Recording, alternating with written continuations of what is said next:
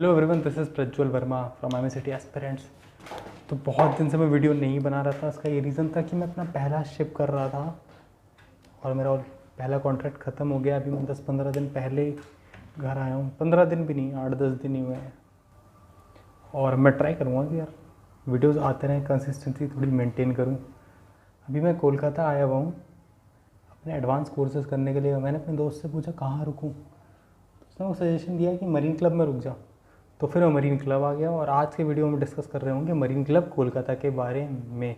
अगर आप merchant navy में काम करते हैं या फिर आपके पास सीडीसी है, अभी आप शिप पे गए नहीं हैं, उससे जानने वाले फेज़ में हैं अभी, और आप कोलकाता में आके कुछ कोर्सेज करना चाहते हैं या फिर घूमने के लिए आ रहे हैं तो रुकना चाहते हैं कहीं पे, तो ये अच्छी जगह है आपके लिए। अफोर्डेबल प्राइस पे है। प्राइस मैं आपको स्क्रीन पे दिखा देता हूँ क्या क्या क्या क्या क्या क्या हैं। जो ये मरीन हाउस है ये लोकेटेड है नेताजी सुभाष डॉक और खिद्दिरपुर डॉक के बीच में।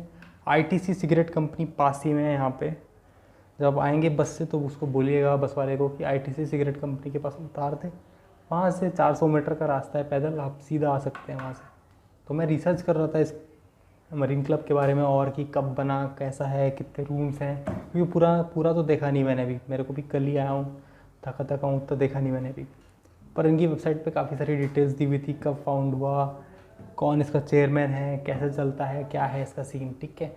तो ये मैं यहाँ पे एक छोटी सी वीडियो क्लिप प्ले कर रहा हूँ जिसमें कई सारी इन्फॉर्मेशन होगी इस क्लब के बारे में और फोटोज़ होंगे मरीन क्लब के, कोलकाता मरीन क्लब के। Welcome aboard, seafarers. Today I'm taking you inside a hidden gem tucked away in the bustling city of Kolkata. This is the Seamen's Welfare Association, better known as the Marine Club. Established way back in 1925, this sanctuary has been a home away from home for countless seafarers over the decades. Located at number 2 Nimak Mahal Road, right between the Netaji Subhas Dock and the Kidderpore docks of Kolkata Port, the Marine Club is perfectly positioned for those who need a place to stay ashore.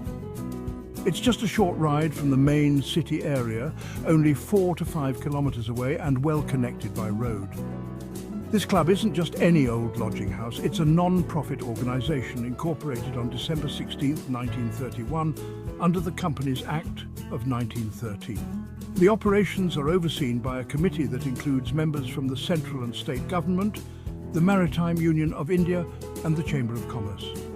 The chairman is the chairman of Kolkata Port Trust, and the vice chairman is the director of the Marine Department of KOPT. They've got a full-time secretary to manage the day-to-day affairs, although right now that position is vacant. The Marine Club itself is a 3-storey building with 85 rooms. Out of these, 15 are air-conditioned, 64 are non-AC, and there are 6 dormitory rooms. It's got 2 bars, one on each floor, along with dining facilities, a swimming pool, a billiard room, a piano, and even a dance hall. The club is spread over approximately 8 big halves of land, with well-maintained lawns and quarters for employees. The average occupancy ranges from 200 to 300 boarders, with another 100 people using the bar and canteen facilities on any given day. The club employs 31 permanent staff members, while the catering services are outsourced. Although the catering contract has already expired and needs renewal.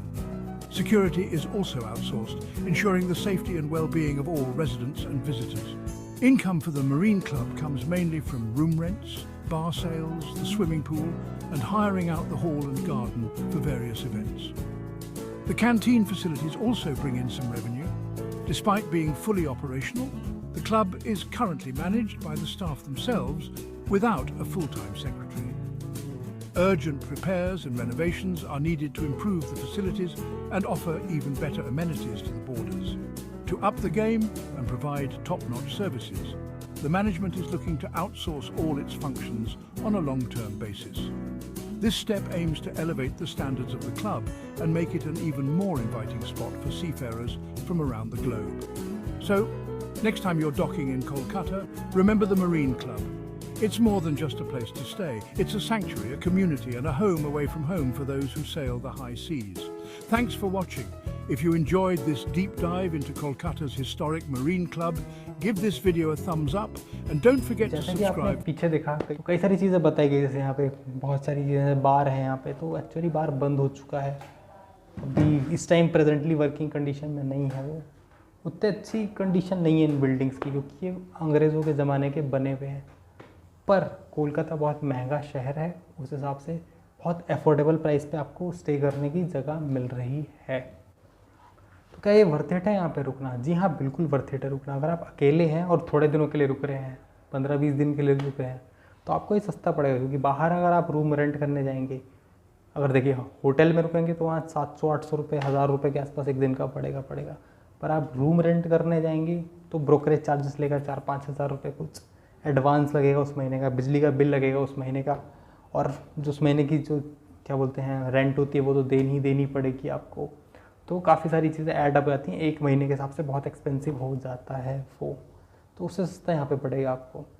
पर अगर आपके दोस्त हैं, 2-3-4 दोस्त हो, आप लोग 1 महीने से ज़्यादा रुक रहे हो वहाँ पे, तो फिर वो चीज़ें सस्ती पड़ती हैं। वो रूम रेंट आपको 10,000 पड़ेगा, वो स्प्लिट हो जाएगा 3 लोगों में, 3,500 हो जाता है।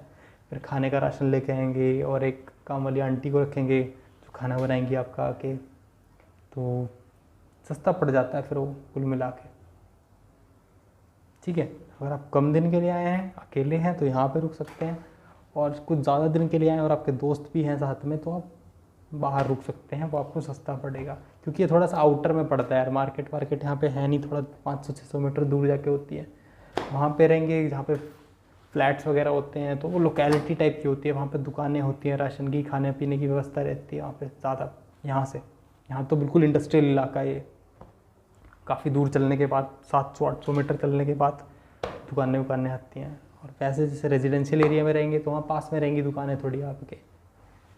ठीक है, आई होप मेरे वीडियो ने आपकी हेल्प करी हो। Thank you very much for watching, bye bye and take care.